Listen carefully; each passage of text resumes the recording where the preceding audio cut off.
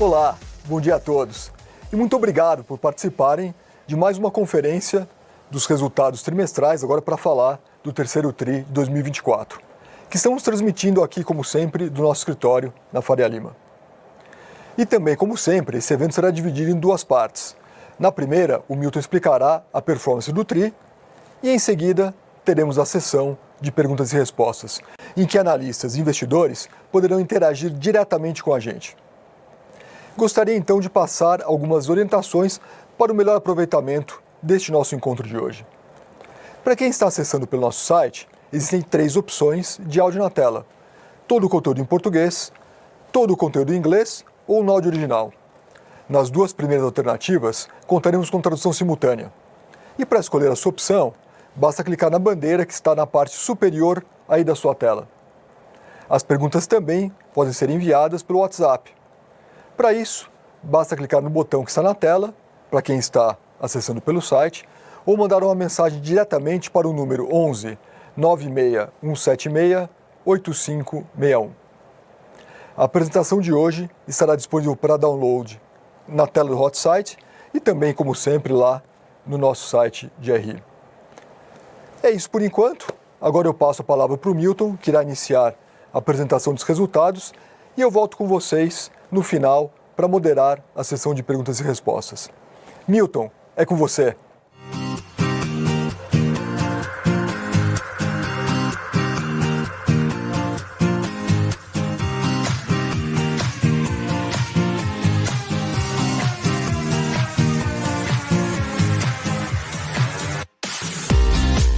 Bom dia, pessoal. Bem-vindos a mais uma apresentação de resultados do terceiro trimestre. Tentar fazer um material bem executivo para a gente poder investir bastante tempo no nosso bate-papo, no Q&A, falar de resultados, falar de ESG, falar de digital, de tecnologia, de transformação e no final falar um pouco mais sobre o nosso guidance, tá? Começando pelo resultado do terceiro trimestre de 2024, um lucro de 10,7 bilhões de reais, estado bem forte, crescendo 6% em relação ao segundo TRI desse ano e crescendo quase 20% ano contra ano em bases comparáveis, né? Esse resultado leva a gente para um ROI no consolidado de 22,7% e um resultado no Brasil, um ROI de 23,8%. Então, são resultados muito importantes. Dito isto, acho que sempre é importante prestar atenção no capital. A gente entrega nesse trimestre um capital CET1 de 13,7%, crescemos 0,6% no trimestre. E a gente está substancialmente acima do que é o nosso capital aprovado no Conselho dentro do apetite de risco, que é um CET1 de 11,5%. Se a gente fosse fazer essa conta, né, de qual seria o ROI ajustado pelo índice de capital mínimo aprovado no Conselho de Administração, a gente no consolidado estaria rodando a 24,6% e no Brasil rodando a 26,4%. Tá? Então mostra para vocês o nível de rentabilidade que talvez fique mais comparável em relação aos números que vêm sendo divulgados. Um ROI de 26,4% no Brasil realmente é um ROI muito, muito forte, com crescimentos importantes. Tá? Carteira de crédito, a gente cresce 1,9% no trimestre, cresce quase 10% ano contra ano, vou falar de carteira daqui a pouco para vocês, e com atrasos muito comportados. Tá? Tanto o atraso curto como o atraso longo, todos atrasos caindo, eu vou dar mais detalhes daqui a pouco.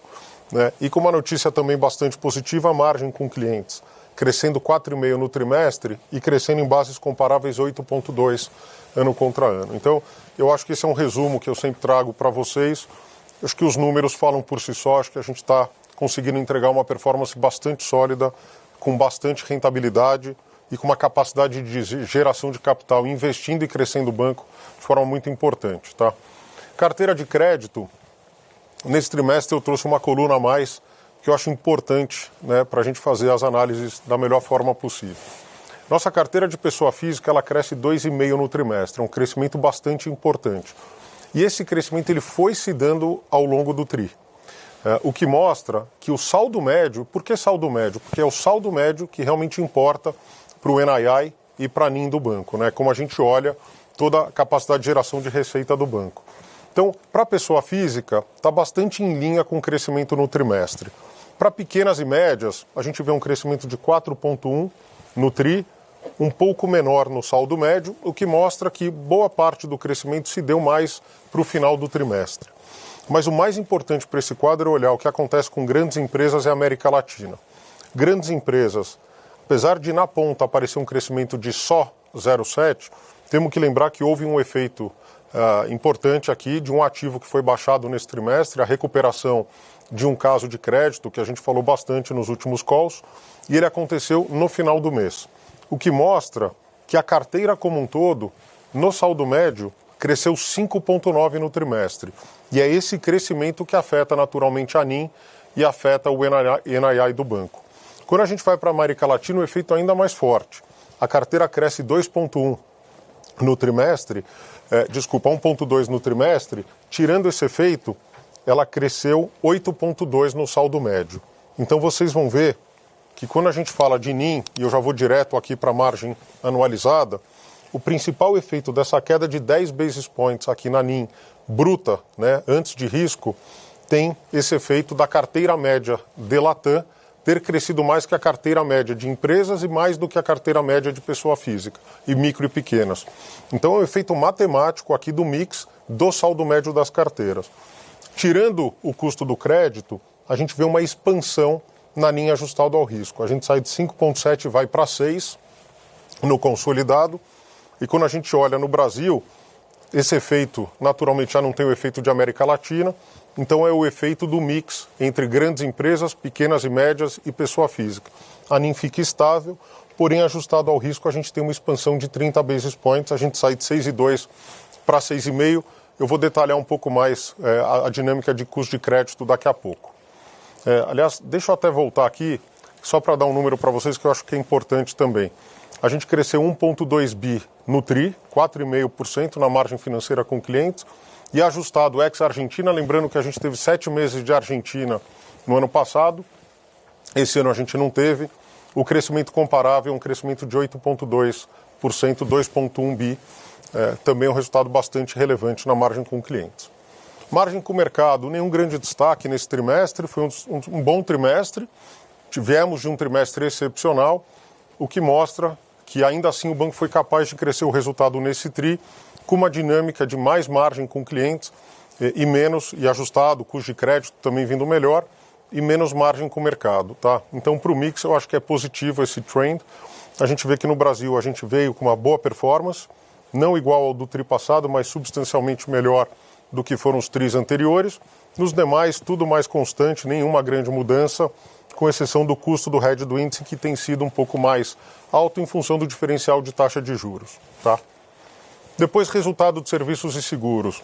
Acho que não vou fazer nenhum grande destaque, mas algumas mensagens importantes. A gente vem crescendo 7% ano contra ano, que é bem importante, e algumas linhas que chamam a atenção. Administração de recursos. A gente teve um crescimento de 5% no TRI, 17% ano contra ano.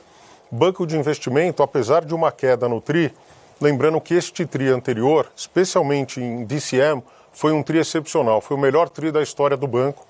Então, apesar da gente ter tido um bom resultado nesse trimestre, ele foi inferior ao que foi o resultado do TRI passado. Porém, quando a gente olha o ano contra ano, a gente está crescendo 11%. Ou seja, a gente continua com uma posição de liderança nos diversos rankings de banco de investimento, o que tem nos proporcionado resultados bastante sólidos, tá? No mais, acho que resultados muito consistentes em todas as linhas de serviços, em seguros, a gente continua com uma tendência bastante positiva. Qualidade do crédito. Então, primeira mensagem é que todos os indicadores com evolução positiva, tá? Então, quando a gente olha Brasil, total, América Latina, no atraso curto, vindo muito bem, todos melhorando. Quando a gente olha o atraso longo, mesma dinâmica, todos melhorando. No Brasil, a gente melhora mais 10 basis points. Se vocês olharem, é o melhor indicador da série, inclusive pré-pandemia. Quando a gente vai para os atrasos curtos, tanto na pessoa física, micro e pequenas, notícias muito positivas, uma queda de 0,2 na pessoa física, uma queda de 0,2 na micro e pequena. Então, mostrando que a gente consegue crescer com qualidade, os indicadores de crédito melhorando. E quando a gente vai para o atraso longo, também uma queda importante na pessoa física, são 20 basis points, mais 10 basis points na micro, pequena e média empresa, tá? Então, eu acho que esse quadro mostra como a gente tem conseguido navegar em ciclos mais desafiadores, com muita qualidade, né? Crescer com qualidade, gerando engajamento, gerando principalidade, e crescendo de forma importante o balanço do banco com boa rentabilidade, tá? E com isso criando valor, gerando capital e financiando a expansão do banco. Quando a gente vai para o custo do crédito, a gente vê que no nominal foi um trimestre um pouco melhor do que o tri passado, de 8,8 para 8,2 bi, mas eu queria chamar a atenção para um ponto aqui. Vocês devem lembrar que lá em dezembro de 22 a gente teve um evento subsequente e que a gente fez uma provisão importante no balanço do banco, num caso específico de crédito de uma empresa varejista. Naquele momento eu disse para vocês que a gente teria feito uma provisão de ordens de grandeza de quase 3 bi de reais, em que uma parte passou por resultado e uma outra parte foi uma alocação de provisões adicionais que a gente tinha e que a gente alocou para o caso, portanto o caso 100% provisionado. Sendo que a maior parte passou por resultado nesse mix das provisões do que foi feito lá atrás. A gente teve uma recuperação importante nesse trimestre, que mostra a nossa capacidade de reverter, inclusive, boa parte do valor recuperado.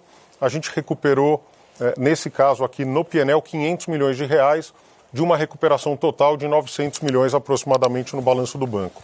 Então, se vocês olharem o quanto a gente reverteu em relação ao mix do que foi provisionado lá atrás, a gente passou mais, inclusive, por P&L agora proporcionalmente ao que foi a provisão feita lá em dezembro de 22. Então, aqui são 500 milhões de reais. Eu achei importante dar visibilidade para vocês. Naturalmente, essa era uma dúvida que poderia surgir. Não fosse esse efeito, o nosso custo do crédito sobre carteira teria sido de 2,8 e não 2,6. Mas, mais uma vez, mostrando a força do balanço e a nossa capacidade, da mesma forma que a gente fez a provisão, reverter a provisão quando o evento de fato ocorreu.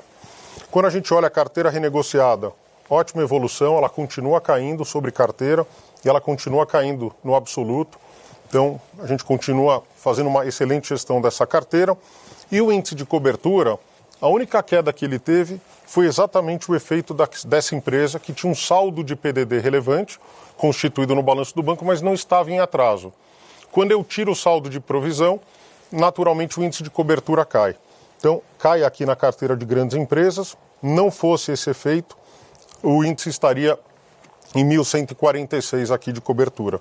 E a carteira, a cobertura total teria ficado em 215, estável, o que mostra que essa queda de 10 pontos é exatamente o caso específico que, de novo, tinha a provisão, mas não estava no atraso. Só no numerador, não estava no denominador.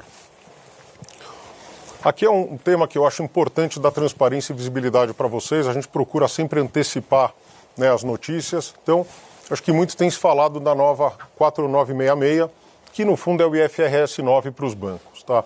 E também tem a MP 1261, que é a MP dos DTAs, dos créditos tributários de PDD. Eu achei importante marcar para vocês duas mensagens bem relevantes.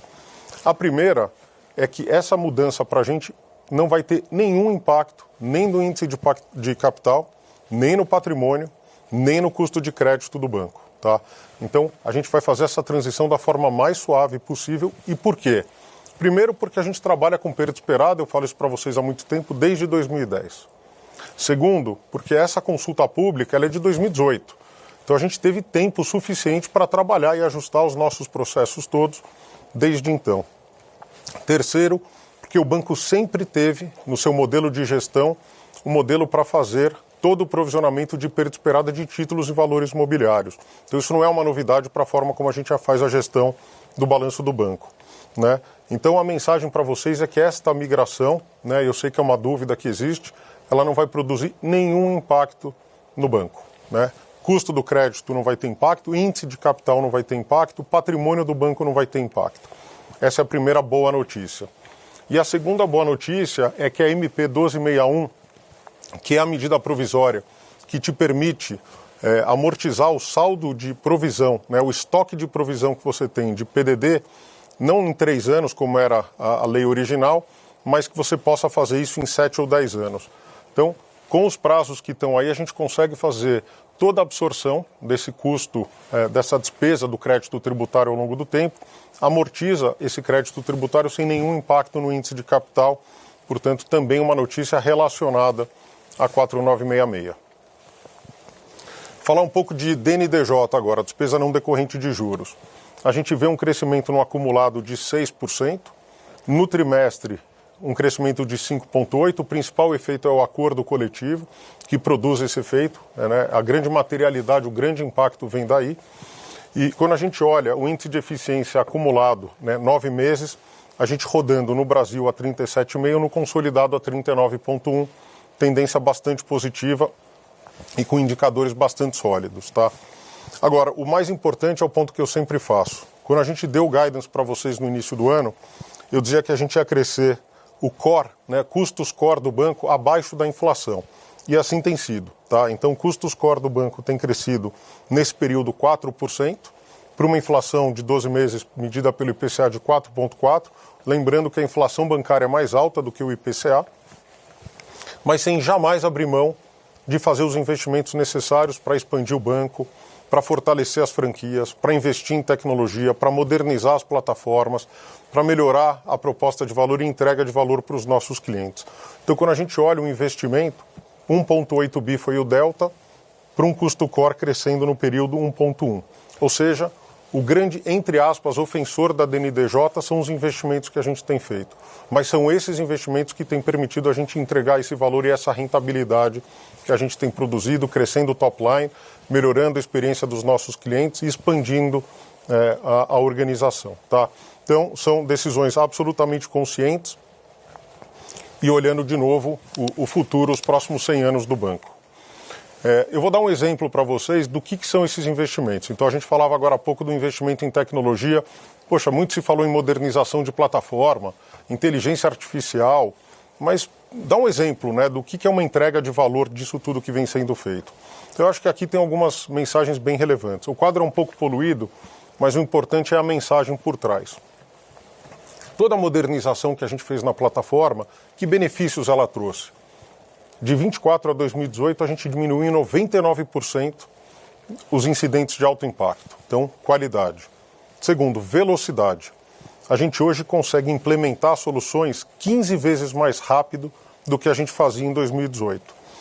Isso mostra que a gente consegue não só resolver dores de cliente com muito mais velocidade, mas produzir valor de forma muito mais eficiente, com custo muito mais baixo por transação.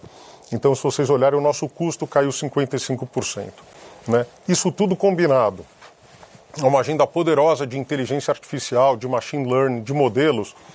A gente tem mais de 430 cientistas de dados, mais de 360 iniciativas com uso de IA generativa, mais de 60 engenheiros de machine learning, 450 profissionais qualificados trabalhando com IA generativa e mais de 1.000 modelos de IA sendo utilizados na organização.